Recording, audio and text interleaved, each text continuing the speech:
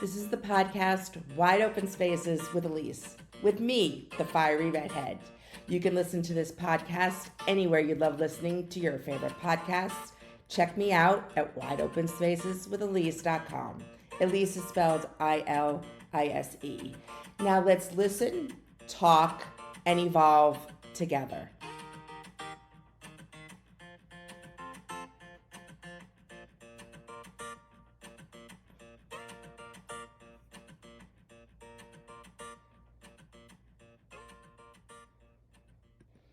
Well, let's start out with my weekly shout outs to the countries, the places, the cities that have the most downloads of Wide Open Spaces with Elise. It's really cool. I have this really great analytical that shows me all the data that comes and where all my downloads come from. It's kind of very rewarding when you get to actually see who's listening to you. So, my first shout out is to the United Kingdom, in which I visited last summer. And I want to thank you. You were my number one downloads for this past week.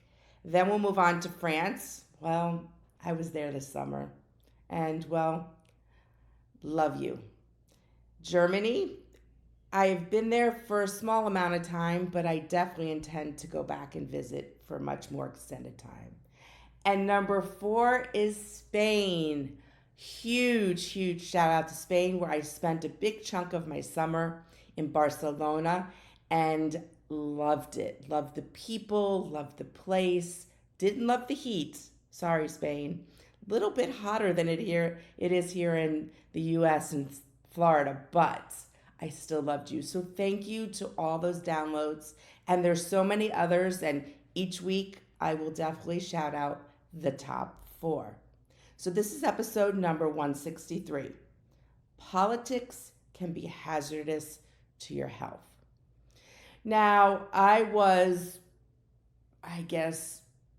not sure, resistant, uncomfortable, didn't know if I should do a podcast going down this rabbit hole. And so I'm going to stay out of the proverbial rabbit hole, and I'm really going to talk in generalities that affect all of us when it comes to politics all over the world, and how I believe that it can affect your mental health, your physical health, your relationships with people. And so I'm not going to get into specifics of different political beliefs, or whether you're left or whether you're right, or where you fall somewhere in the middle. And the reason why, well, obviously here in the United States, it's political season. Oh my gosh, guys, I'm super tongue-tied today, so forgive me, but I am one of these people who I don't edit my podcasts. So everything you hear is in the raw. And so when I get tongue-tied, I don't edit it out, because I feel that it's about me connecting with you, and I'm human and you're human, and I'm not perfect. And so you're going to hear my imperfections every now and then. So today it might be a lot of tongue-tied words. So let's move on from that. Well, in the US, if you're listening to me abroad, we just had our Labor Day weekend. And it's the time to rest, to pamper, to acknowledge that we're all very hard workers, and we get an extra day off. It's a Monday, so we have a 3-day weekend, and it's full of beaches and parties and relaxation. But according to the pundits and the political scene, Labor Day in the US is the sprint to the presidential election. And I honestly, that gave me chills and made my skin crawl when I heard that, because it's just something I don't want to hear or deal with, and it's just everywhere. It's everywhere. It's on the news. You walk into stores and there's different products that you can buy that are memes, and believe it or not, I guess maybe I was somewhat naive. And I saw it when I traveled years ago to Ireland and a couple other places. And I saw it a lot this summer. And I totally this summer was in Orlando, Florida, Oregon in the United States, France, Italy, and Spain. And these were the places I was in.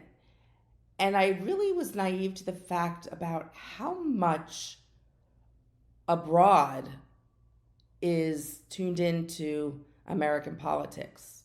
And I know I was naive because I live in my own bubble. But other countries and people are very tuned into it. And it makes you really think why. I don't look at the United States, I don't like to look at it as we're this superpower. People are people, and we live where we live, and some are more fortunate, some live in wealthier countries, some live in poorer countries. And I don't think anybody or any country is better than the other. Yes, who they are ruled by, well, that's another story. And I'm not going down that rabbit hole. But there is like a magnet, I guess, that draws the world to what is going on in the US.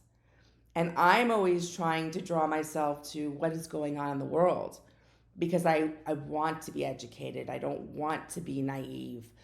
I mean, it was even down to the fact that before we went to Spain, there was all this news here in the US how the people who live in Barcelona don't want tourists.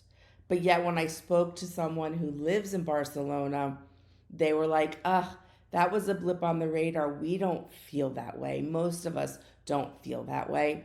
So there's always this twist on what reality is and what is being presented to the population. We see that there was a lot of stuff going on in Turkey this week with U.S. servicemen. We see what's going on in Ukraine and Russia. And I try to stay in tune to it. Or in the United Kingdom, where you know as well that your prime minister and your government and trying to leave the EU and all that, you get what I'm talking about, the political atmosphere.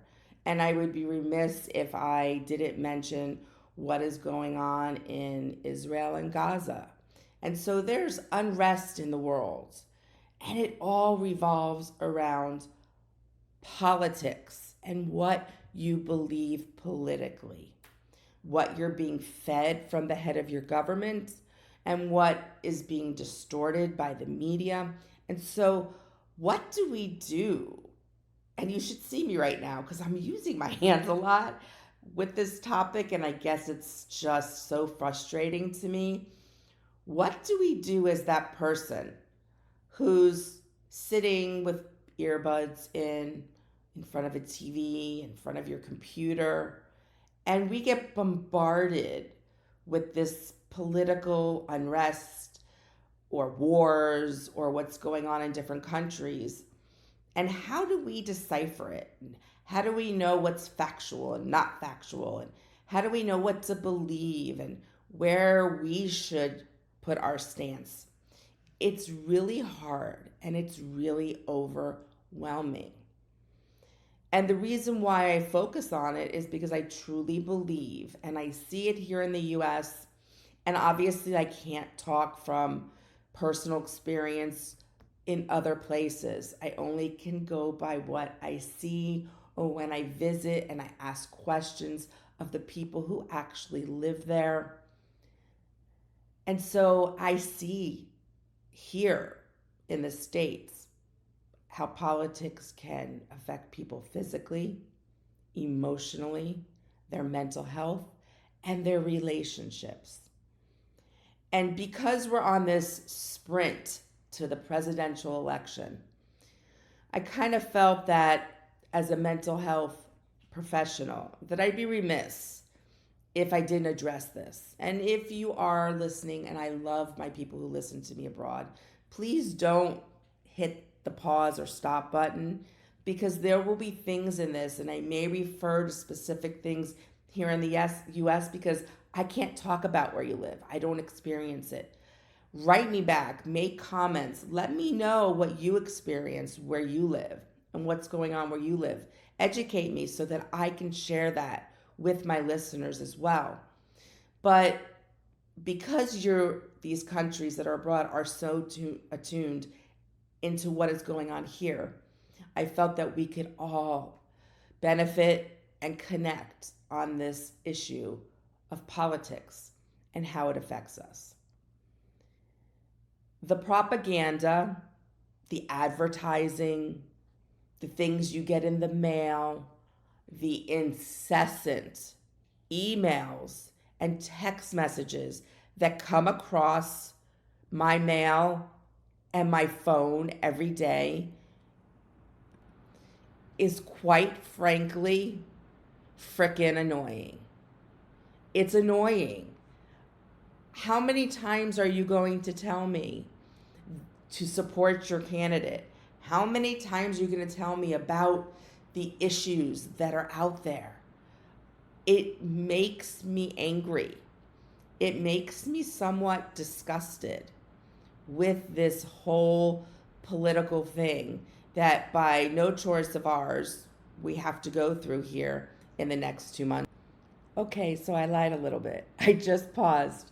My dog decided to make her nest with her blanket so she could be quiet while I'm podcasting. So there was a little pause in there. Anyways, back to where I was.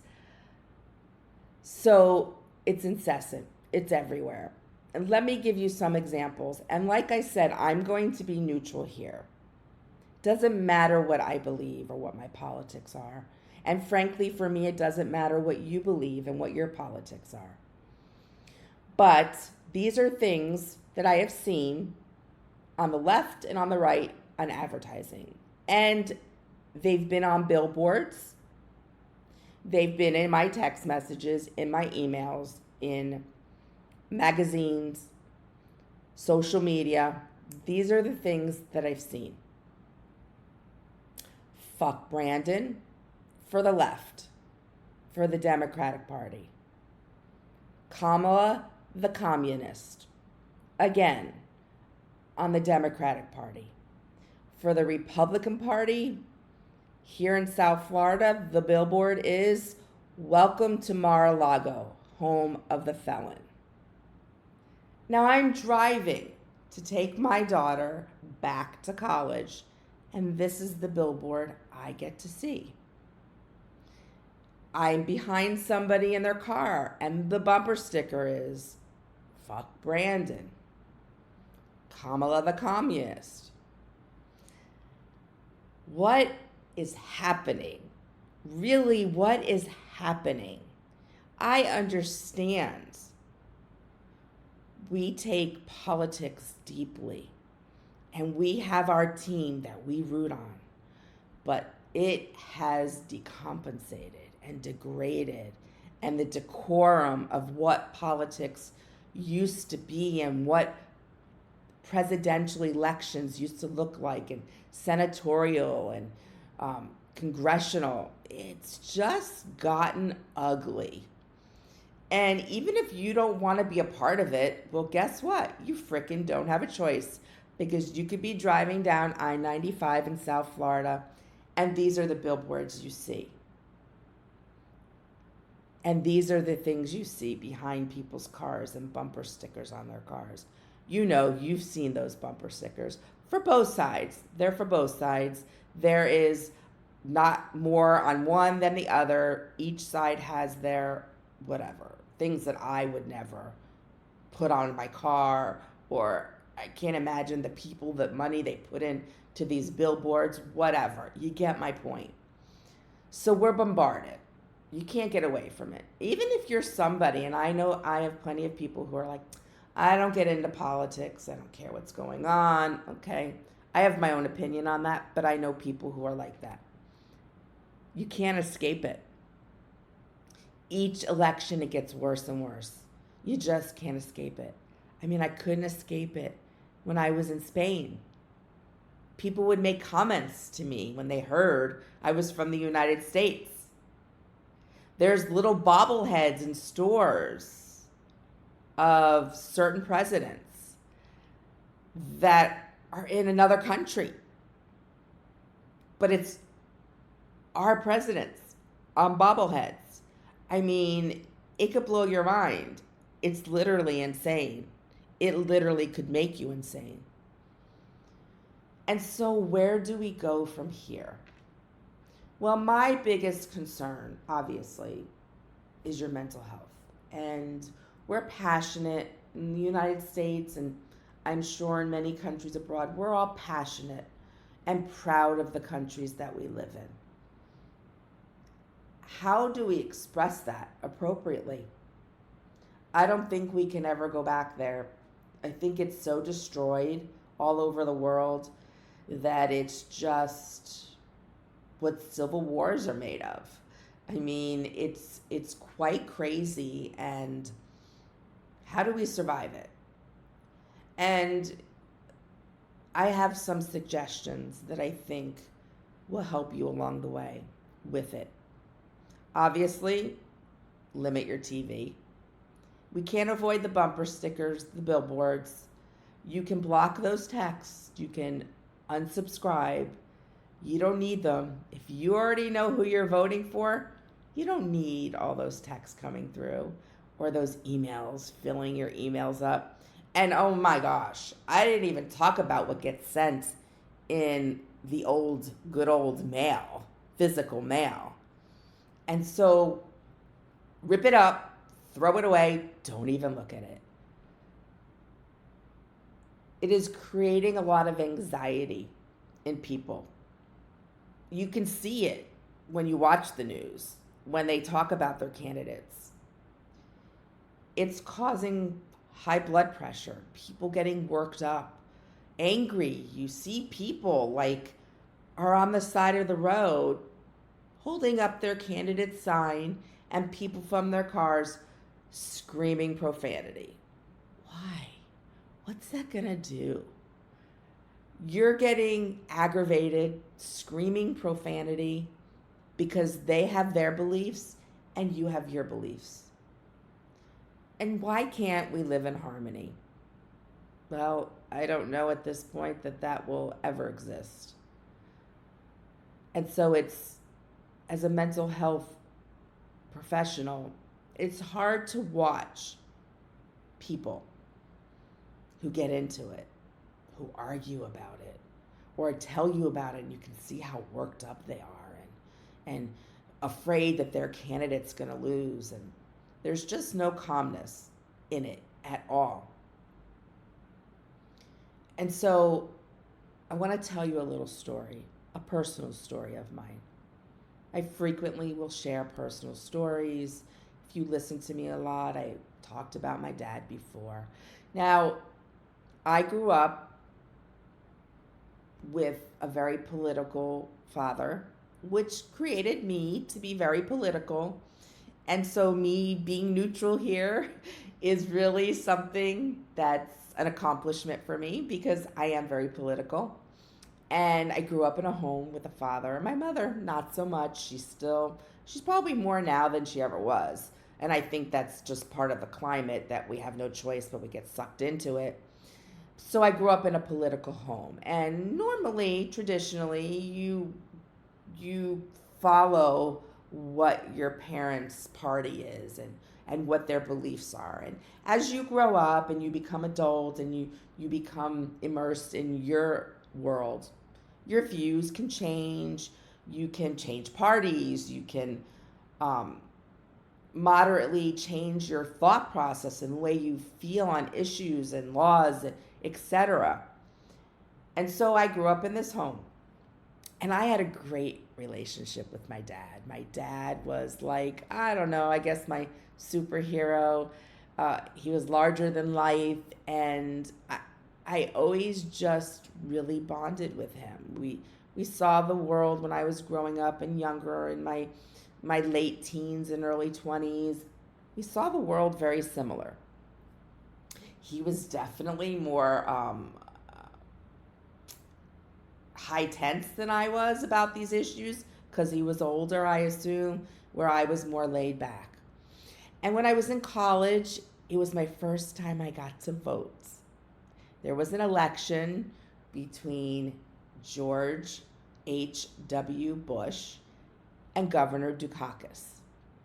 And I was so excited to vote because voting is part of who we are here in America.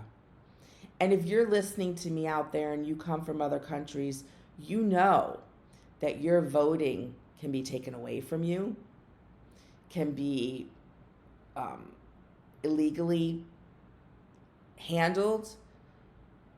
And so you understand that if you don't have the right to vote right now, how important it is to have that. And you know what it's like to not have that. And so my heart goes out to you because here in America, we kind of base ourselves on that. I think of Lady Liberty a lot, right there in New York Harbor, standing larger than life. And what she represents, she's Lady Liberty. As you enter from the sea into New York Harbor, there she is, telling you, we are free. We have liberties here. And there's something beautiful in that when I know so many other countries and so many people don't live with the liberties that we have here.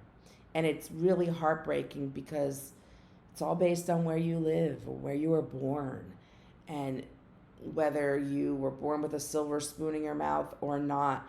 And it's just something that as U.S. citizens we shouldn't take for granted. And so voting is our civil liberty. And we should always remember that not everybody has that right and how privileged we are to have that right, the freedom to vote, to use our voice.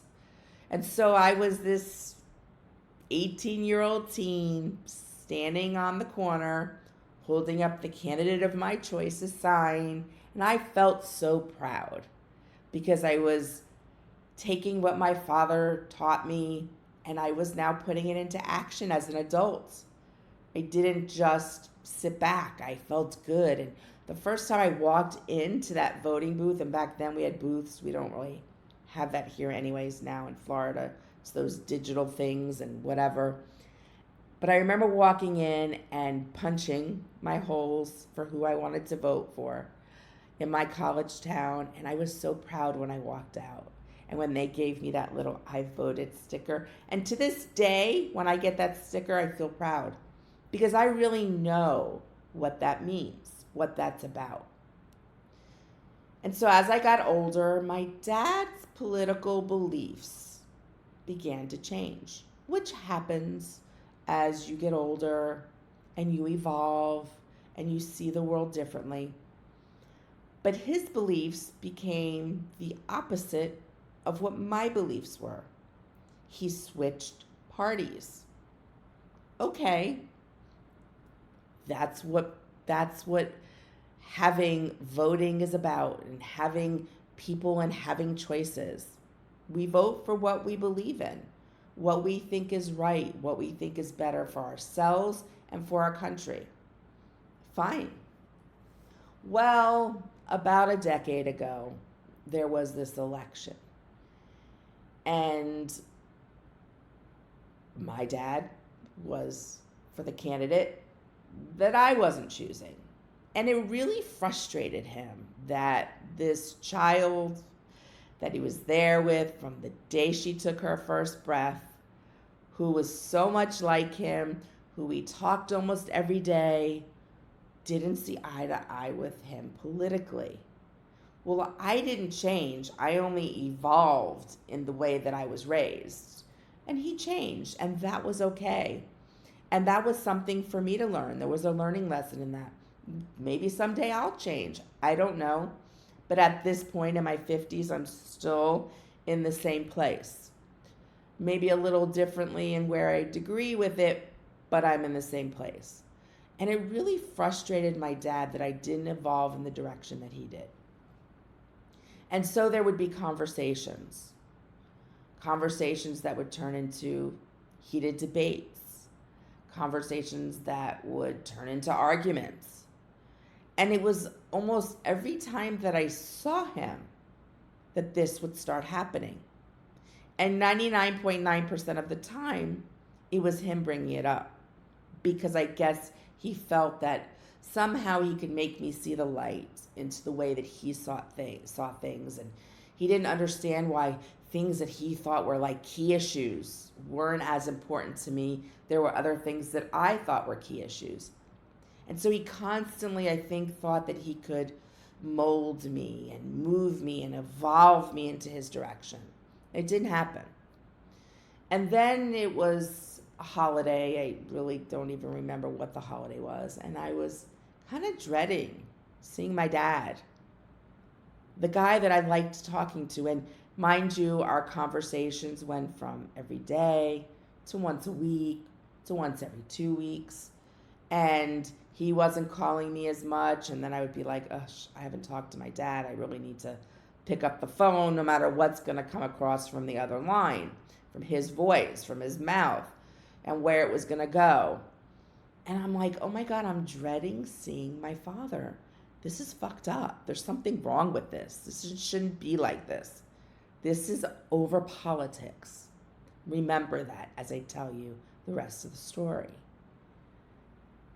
And so time went on, and I decided, I guess this is just the way it's going to be. And I met some friends. We went in a car somewhere to go out to dinner, and I was in the back seat with one of my friends, and she's like, and they all knew about my dad and his passion, and some of their parents had the same passion the way my dad did. And this one friend said, how's things with your dad? And I go, not great. We don't talk often. When we are together, there's the passive aggressive comments or a little like, let me drop this political thought, and it's just not good. And she said to me, both my parents are deceased. Time is short, and you never know when they'll be taken away from you. Don't let politics end your relationship. And then when he's gone, you will regret it. Because the country will have moved on, the politics will have changed, there'll be different candidates, and it's not worth it. And I would say to her, but it's always him trying with me, and I don't want to even talk about it with him. And she's like, sit down and have a talk with him. Yes, people who work in the mental health field don't always handle things appropriately or in the healthiest way, or sometimes don't know how to problem solve. And so her direction and her insight, well, she's my good friend, one of my best friends, and I couldn't ignore what she was saying to me. So I asked my dad to meet, and I think he was happy. And I said, just you, privately. And it was a long time when we got together before I kind of could get myself to the point of addressing it, because I didn't want it to become an argument. And I just said, listen, I am who I am because you raised me. But your views have changed, and that's okay. But that doesn't mean that my views have to change. And we have to come to some middle ground. And I believe what that middle ground is no politics. No discussion of politics whatsoever. Don't ask me who I'm voting for. Don't ask me how I feel on certain things that are going to be on the ballot, or what each candidate's beliefs are and things that they want to work on. Don't ask me. We don't talk about it. And he goes, okay, and I go, but it's mostly you bringing it up, and that's why I'm having this conversation with you, because I can stay away from it, but you don't seem to be able to. And even though I see you try, sometimes there's a little dig here and a little dig there. And he agreed, and he was right. And in that moment, he realized, and I guess could see in my eyes, that politics is not more important than the relationships you have in your life. Now, I'm sad to say my dad passed away a little under 4 years ago. And there's already a new election right before us that he won't be able to vote in, though I know which way he would be voting. And I'm glad that I didn't let politics ruin that relationship. It was on the cusp of it, believe me. But I decided, why the hell would I let that end the relationship with the only father I'll ever have? And I knew when he took his last breath, he knew I loved him. We didn't have any anger between us. There were no arguments for a very long time. And I was at peace with that, and I hope he was at that moment. And I have to thank my forever friend, because it was such wise, sage advice that I could have ignored very easily, and I could have been very regretful today. And how would that have affected my mental health? Tragically, it would be something that I could never change. It was infinite. There was no way to change it if I didn't do it while he was alive. Imagine the grief and the burden that I would have held if we didn't make amends and we just didn't talk it out and agreed to disagree and agreed not to discuss it. How many of you understand what I'm talking about right now? Different scenario, different people in your life, friends, family, whatever, coworkers. Politics is poison to talk about because it can destroy relationships.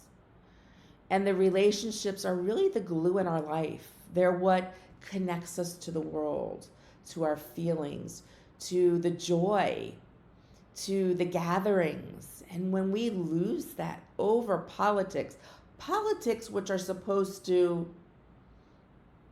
help run our countries in a better way, but yet, ironically, are ruining relationships.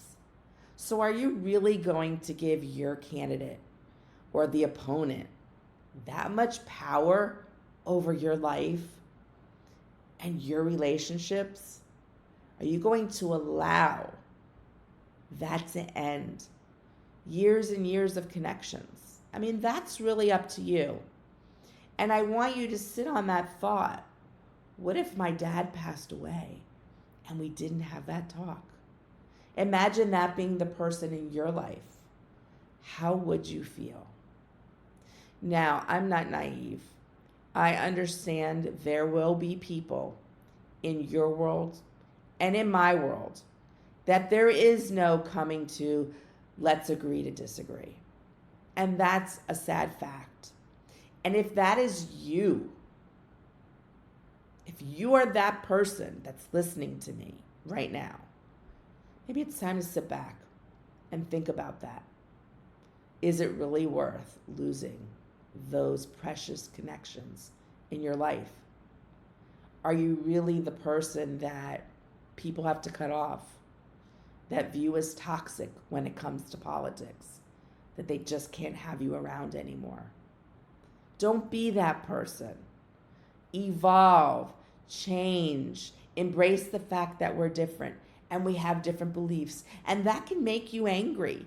There are things that make me angry that the opposing side believes or does, but that's my personal feelings. I don't need to put that on somebody else. I don't need to argue that with somebody else because it doesn't matter. I'm not going to change somebody's opinion to go from one candidate to the other. So why have this anger inside of you? And believe it or not, that anger is taking its toll on you physically and mentally. And why be that person that people consider toxic and have to let go? See, I've had those people in my life that I've had to let go. And it's not easy. And it takes its toll on the person who has to say goodbye. Because there is a connection, but the person that you're letting go just can't get beyond. And so they become toxic in your life. And I truly believe that toxic must go, however you view toxic and what that relationship is. And so put politics out of your relationships, people. Keep them out of your family dinners. Unless you all agree and are voting for the same candidate, don't go there. Keep politics out. Don't sit down with a bunch of friends and that's what you're talking about, because then they're just controlling everything about your world. And you should have control over your world. Look for the positive things. Look for the things that no matter which candidate wins, what's positive and what's negative, and how are you going to deal with whoever wins. Life moves on, your life moves on, and you will have to go with whatever the country votes for. And that can anger a lot of you and make a lot of you sad, and that's okay. Those are legitimate feelings that you should be able to feel. If you're a candidate and you feel so passionately, and you could feel depressed, sad, tearful, this is how politics weaves its way into every component of our world. And I want you to start to take control of those strings that they pull. Don't let them pull the puppet strings on you. It's okay to believe in some things one candidate says and some things another candidate says. It's okay to be kind of in the middle. It's okay. And it's okay to feel sad if your candidate doesn't win. But it's also not okay if it's to the point where it affects your mental health.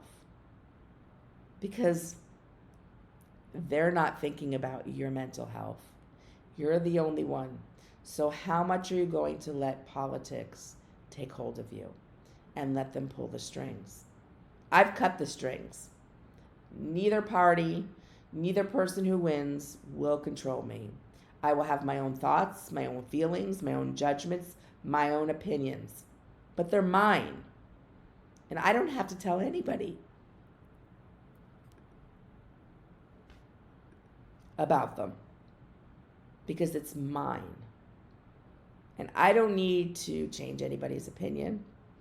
I don't need to like someone only if they believe in what I believe.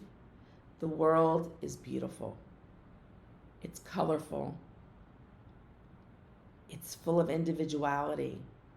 And I think if you're struggling with this election season and you're seeing the things that I'm seeing, the negativity, the anger, the name calling, whatever, step aside from it. Embrace what you feel and what you believe and move on from it. You know who you're voting for. You know which way you're going. No discussion.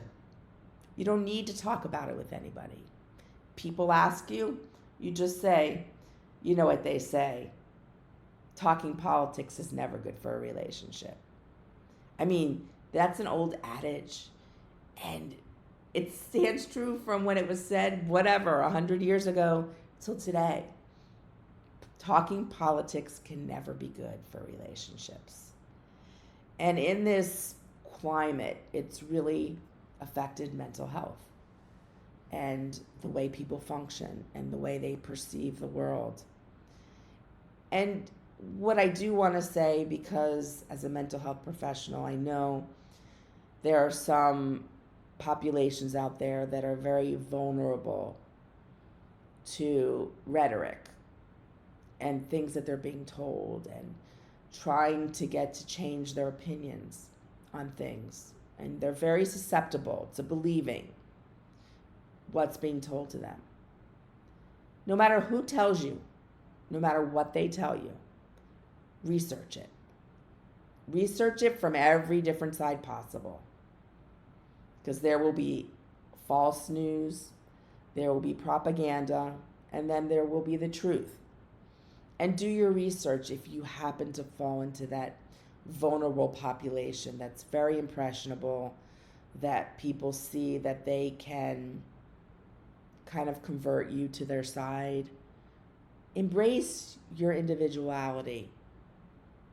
Even if you are dealing with different mental health diagnoses that make you focus or obsess on things, still research. Don't believe things that everybody tells you. Do the work for yourself so that you can make the best decisions for you. People like to prey on people who are impressionable. And so I just want you to be aware of that and just do what you need to do to make the best decision for yourself. The anxiety levels, the blood pressure levels, the depression, the stress are pretty high this political season. And how are you going to take care of yourself? How are you going to not let it affect relationships? How are you going to blow off steam? How are you not going to let those billboards affect you or those bumper stickers affect you? Take control. Do what you can do to cushion yourself, like you have a nice little cloud surrounding you, protecting you, and only allowing the things you choose to get through those billowy clouds, to get through to you. You can control it. You can control your relationships. You can control how you react to people who may be so hell-bent on telling you why they believe, what they believe. Imagine that cloud around you. And it's stopping that negative, that political, that stuff that we're all being bombarded with right now. And envision only allowing through those billowy clouds that are protecting you things that are good and healthy for you, that elevate your mood, that don't increase your anxiety level and your stress level, that don't bring you down into a dark place. Politics can take us into very dark places if we allow it, and truths and non-truths. And so as who I am, a podcaster, an author, a mental health professional, I didn't want to go here, but I felt the need to because of what I am witnessing, what I am seeing with my own eyes, and what I am hearing from other people. And if I can touch just one of you today to save a relationship, to save yourself, to protect yourself, to be able to function better with all this political noise, then my job is done. And it may not have been the topic that I wanted to discuss, but that's how I work. I may have something all planned, and then something just derails it and makes me realize that for my listener, I need to go in a different direction. And I just felt after hearing that after Labor Day is the sprint and the high tense and just everything is going to be about this election. Well, I felt overwhelmed, and I knew that there had to be at least one person out there who feels the same way as I do, who's had relationships be affected by politics, who have felt anxiety, stress, and even depression, or felt people who know that you can be impressionable, try to take advantage of you. And so I hope that my words of wisdom, that my personal experience helps you. And take what I've talked about today. Maybe it's not politics that are ruining relationships or causing your anxiety or depression or stress or people trying to force their opinions on you. Maybe it's about something totally different. But take the same concepts that I just talked about on how to cope and how to deal and utilize it in those situations. The beauty of coping mechanisms are they are moldable and adaptable, and you can utilize them in any type of situation, what works best for you. Well, before I end this talk of politics and coping with politics and all that entails, I want to talk about my book. I just published my first book. If you haven't listened to my past couple podcasts, this will be new to you. It's called The Wanderlust Within, A Journey to Self-Discovery. It has some of my personal experiences, what I've worked on with other clients, and the world, the perception of the world and how we can cope in our everyday lives with what happens to us the unexpected, the happy stressors, the negative stressors. And so it's 11 chapters long. It's my first baby, and I'm really proud of it. I love the colors of the cover, the picture on the cover. It's just me. And I really would appreciate it if you checked it out. You can go to Barnes & Noble, Amazon, Goodreads. You can Google just my name, and all different types of booksellers will come up. It's at a bookseller in Italy, in London, in China, in Japan. It's kind of cool to see when I Google my name, all these places that my book pops up. It's not too expensive. You can go there, you can purchase it, Kindle version, soft cover, hardcover, however you choose. And I really do believe that it's kind of a handbook. Like I said in the beginning of this podcast, let's listen, let's talk, and let's evolve together. And that is what my first book does. We listen together, we talk together, and we evolve together from the first page to the last page. So give it a try. And if you do, please leave a review for me. Reviews are great. They help bump my book up so that more people are seeing it. And look for my ads. There's ads on Instagram, Facebook with my book. You can check out the cover. As you can tell, I'm really excited about it, as well as I should be. It's a big accomplishment. It's something I've always wanted to do. And you know what? When we do things that were a challenge, we should always be able to pat ourselves on the back in a humble way, not in a braggadocious way, but in a humble way. And I am very humbled by the people who have already purchased my book. And if you are one of my future purchasers, thank you. I well appreciate it. Well, thank you for joining me today at Wide Open Spaces with Elise, the fiery redhead. Go to all my social media, TikTok, Instagram, Facebook, Threads, LinkedIn. Check me out. Don't forget to hit that love button and follow and send me some comments or go to my website. Remember, positive thoughts always create positive energy, and go out and explore all those wide open spaces in your world. You never know what or who you might meet. And until next time, my friends, ciao.